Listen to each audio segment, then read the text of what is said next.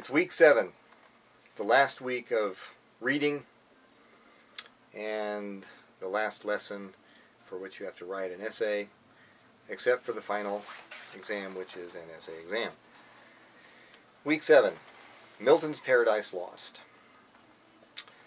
For a lot of people, the concepts of the Garden of Eden, the fall of mankind, the eating of the forbidden fruit, often thought of as the apple, Eve and the serpent, and all that are really not derived from biblical sources at all, but are in fact derived ultimately from the fertile and vivid imagination of John Milton.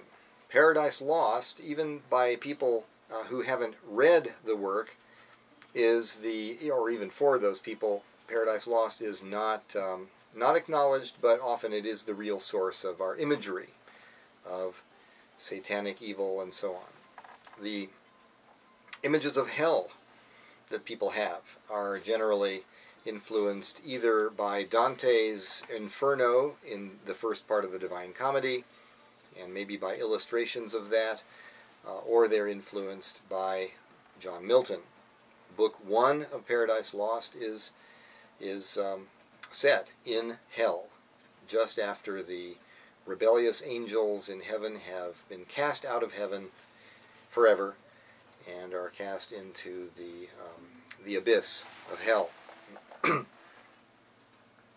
So Milton has had a big influence on English and American readers for their imagery, even people who are not religious and so forth. This has just become a part of our culture. Milton's subject is the fall of mankind. He starts out after the fall of the angels, but in the middle of the book, in the middle of the poem, in books of the poem that we're not going to be reading for this course, we also get summaries of the war in heaven that led to the fall of the angels. This poem begins in what the traditional literary scholars have called in medias res, a Latin phrase meaning in the middle of the thing. We start out at a high point of the action, or at least at a point that's somewhat later than the actual beginning of the events that took place. The poem is about the fall of mankind. It first of all shows the devils in their efforts to plan how to get revenge against God for throwing them out of heaven. Now there's a little bit of presumption there. We might call it diabolical or demonic presumption. If they're the ones who committed the wrong in the first place, then how can it be that they should feel a sense of abuse, that they've been punished for their wrongdoing?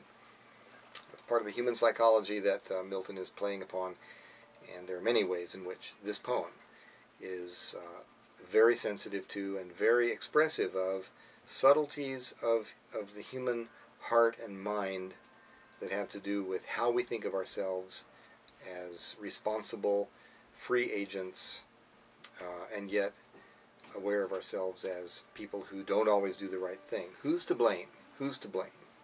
In our society, it's become almost a habitual thing that we don't take responsibility for ourselves. We put the blame on somebody else or something else. These days, it's a tendency to blame our makeup, our natural chemical makeup. Oh, I'm ADD, somebody will say, as a way of avoiding taking responsibility for the fact that they just haven't disciplined themselves to do things that they're required to do. Not to say that ADD isn't a real problem. I may have a touch of it myself. It seems to be in my family. But I can't blame everything on my ADD, and you can't either if that's what you've got. I have a substance abuse problem. Well, it is a disease. It's a real problem. No question about that. But there is some freedom of choice involved in how you handle that and how you deal with that terrible burden. We tend to blame our genetics. I was genetically predisposed to be this way. I'm I'm genetically predisposed to be melancholy, or I'm genetically predisposed to be sanguine, and I'm always up and out there, and if people take offense because I've been too aggressive, well, that's their problem. It's just my nature. You see what this is. It's a way of shifting the blame and not taking responsibility. In previous decades, or earlier, maybe in the 20th century, people blamed their birth, their parents, their childhood. Freudian psychology went a long way toward persuading people they didn't have to take responsibility for themselves, because it was the fact that they were mistreated by their parents, or they were neglected by their parents, right?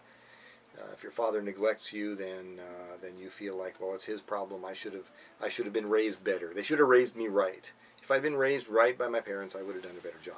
All right, blame shifting. It's a natural thing for most of us, but it can go too far.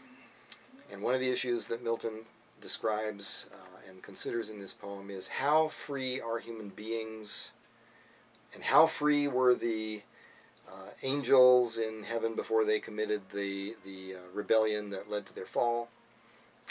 How much is being predestined, or how much is set up in advance by some divine forces, some divine being, the God of heaven, or whatever. The poem also describes the fall, and does so in a way that draws a distinction between, I should say, the fall of mankind, draws a distinction between the reasons for Eve's fall and the reasons for Adam's fall. For most of us, myself included, Milton's portrayal of the reasons for Eve's committing the initial act of eating the fruit isn't entirely satisfying. As you'll see when you get to book 9, Eve is presented as being the intellectual inferior of Adam. Adam is presented as being the intellectual superior, the one who is answerable to God, but to whom Eve is answerable. Milton believed in a real hierarchy in the universe, and it's a hierarchy that many of us find, if not simply dissatisfying, in fact downright offensive. On the other hand, Adam isn't entirely blameless either, and as you'll see, Adam commits the fall, or commits the sin of eating the forbidden fruit quite deliberately. So one of the things that comes up, and I think I've got questions that will speak to this issue, is who is more to blame? Is it Eve because she was deceived? I mean, if you're tricked, right? You didn't deliberately do it. Somebody misrepresented things, and you fell into a trap. That seems to be the way Milton thinks Eve fell. But on the other hand, there's Adam, who supposedly, the intellectual superior, who supposedly knows better, who, when he finds Eve having already eaten the fruit, she tells him the story, he understands exactly what's happened, and he, with eyes wide open, not deceived, fully aware of the implications and the consequences, he makes an informed decision to eat from the forbidden fruit and join Eve in the sinful state that gets them cast out of Eden, cast out of paradise. That's why it's called Paradise Lost. They lose paradise because they're thrown out. The final scene of the poem is Adam and Eve walking hand in hand, sadly, down the path with Eden behind them, the eastern gate to Eden being guarded by an angel with a flaming sword, and they have to make their way now as fallen human beings into the fallen world. One of the big issues of the poem is the issue of who's the hero. Now, probably if you're in any way religious, if you have any kind of orthodoxy in your belief system, or even if you don't, but you understand what Orthodox believers, Catholic, Protestant, whatever, think about these things, you're probably thinking, well, of course, Jesus has got to be the hero of the poem, right? I mean, he's the one who, as it's prophesied in the final book, is the one who's going to provide the remedy for original sin. Jesus is, after all, portrayed in the Bible as the Savior of mankind. And so he's got to be the hero. And that's true. And I think Milton believed that was true. But, on the other hand, there's a problem in that Milton portrays Satan in the beginning of the poem in such a compelling way, in what you might really say is almost a sympathetic way, that you get the feeling that Milton admired Satan more than maybe his Christian orthodoxy would have permitted him, or would have recommended, or tolerated. And the question is, why is this the case? There is a scholar who wrote in the late 20th century, Stanley Fish, who wrote a book called Surprised by Sin. And the essence of this book is that, taking up the idea from an earlier scholar that Milton, quote, Milton was of Satan's party unaware, unquote, that many readers find themselves, without their quite knowing it, identifying with Satan, sympathizing with Satan, feeling sorry for Satan, which might strike some people as a pretty weird thing to do.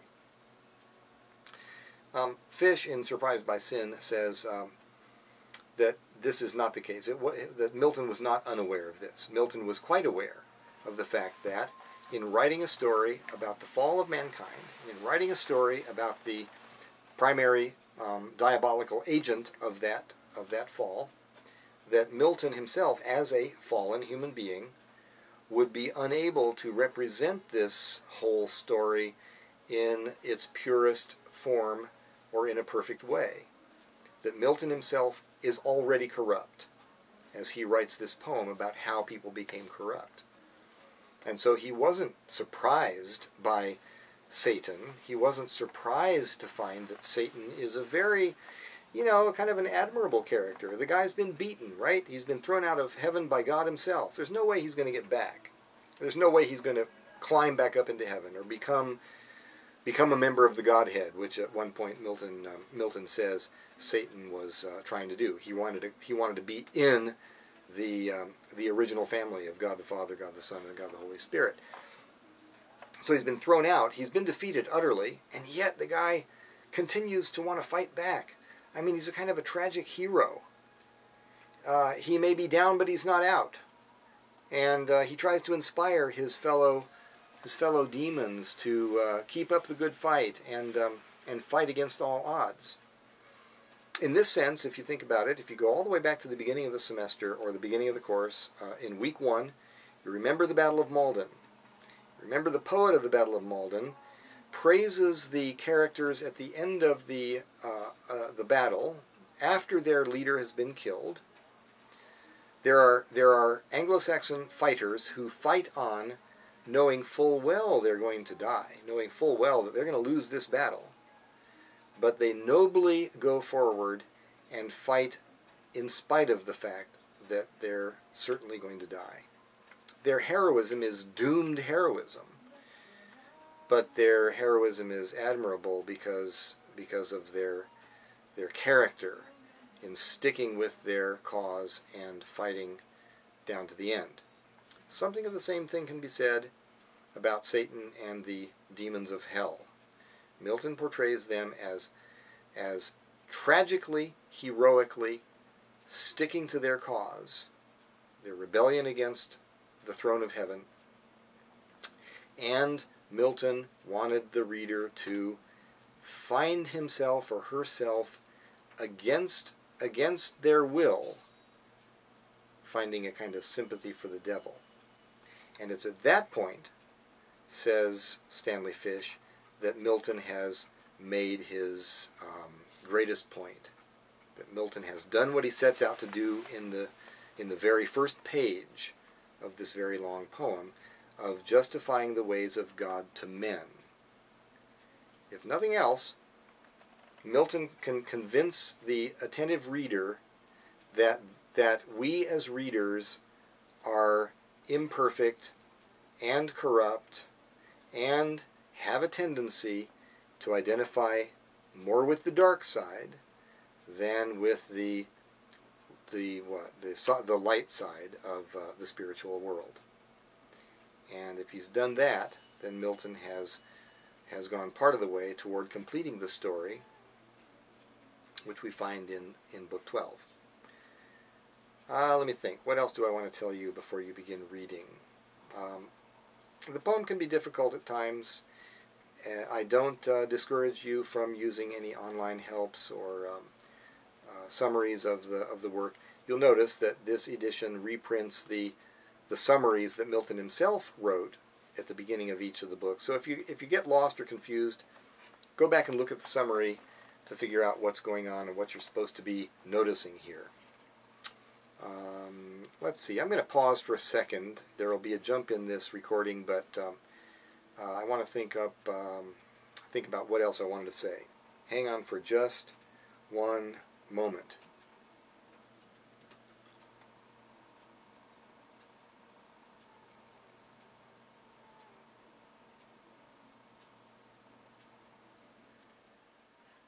Okay, so yes, I remembered the other thing I wanted to talk about. Milton, in his earlier career, was involved in politics. He was something of a clerk or a minor representative who was present at debates in the Parliament, the English Parliament. Milton had heard a good number of political speeches given in Parliament. The equivalent for us would be in Congress. And so he knew the practices of political rhetoric, political speech-making, and he drew upon his knowledge of political speeches in presenting the debate in hell, the debate in the hellish parliament called Pandemonium, and does a fantastic job of portraying the subtle manipulations of language that people can use when they're trying to persuade other people to adopt a certain point of view on some subject. By contrast with the political speeches in hell, we find in Book 3 a conversation in heaven.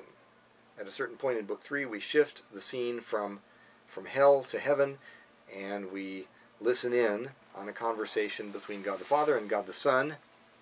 The God the Son not yet incarnate as Christ, and they are fully aware of Satan and all his plans. Satan may think that he's completely removed from God, and God can't hear him. There's no place in the universe, Milton would say, that God isn't present, and so Satan's plans in hell for the revenge against God are all completely openly known by God.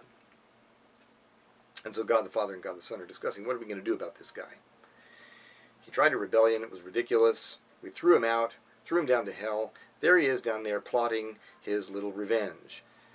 You can tell they're not troubled one bit. They have a plan that is going to take every effort that Satan and the devils or demons of hell try to launch to do harm to heaven, to God, or to mankind.